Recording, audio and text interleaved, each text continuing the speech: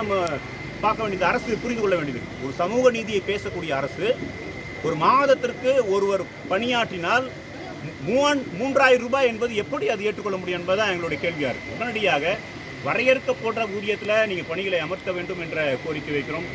ஏற்கனவே கொடுத்த வாக்குறுதியிலான சரண்டரை உடனடியாக வெளியிட வேண்டும்.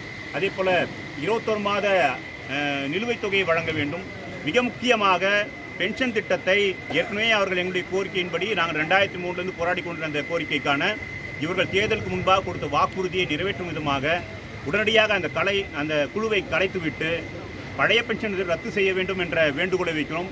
அப்படி இல்லை என்றால் அடுத்தடுத்து தொடர் இயக்கங்களை நடத்துவதற்கான திட்டமிட்டிருக்கும். இது மட்டும் இல்லாமல் அரசு ஊழியர் சங்கத்தின் ஆசிரியர் இணைந்த ஜாக்டோஜியோ பேரமைப்பும் அடுத்து போராட்டங்கள் இறங்க இருக்கிறோம் என்பதை இங்கு தெரிவித்துள்ளோம்.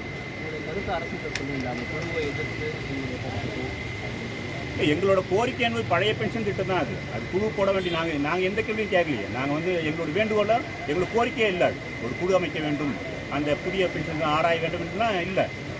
எல்லா விதத்திலும் ஒன்றிய அரசை அவருடைய ஏற்றுக்கொள்வதற்கு பல்வேறு ஆய்வு செய்து தமிழ்நாடு அரசு முடிவெடுக்கும். எந்த திட்டமாக இருந்தாலும், ஒன்றிய அரசு திட்டமாக இருந்தாலும் அது இந்த தமிழ்நாட்டுடைய மக்களுக்கு எதிராக இருக்கும் பட்சத்தில் அவங்க எதிர்த்து தான் அதை செயல்படுறாங்க.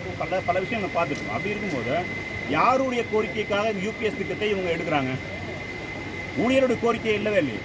அப்போ இதை ஆய்வு செய்ய வேண்டிய அவசியம் எங்கேருந்து வந்தது? இவருக்கு யார் அந்த கோரிக்கையை வைத்தார்கள் என்பதுதான் கேள்வி.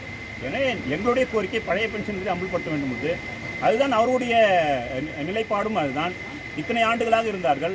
இப்போ மாற்ற வேண்டிய அவசியம் இல்லைன்னா அதை நாங்கள் கேட்க வேண்டிய அவசியம் இல்லைன்னு.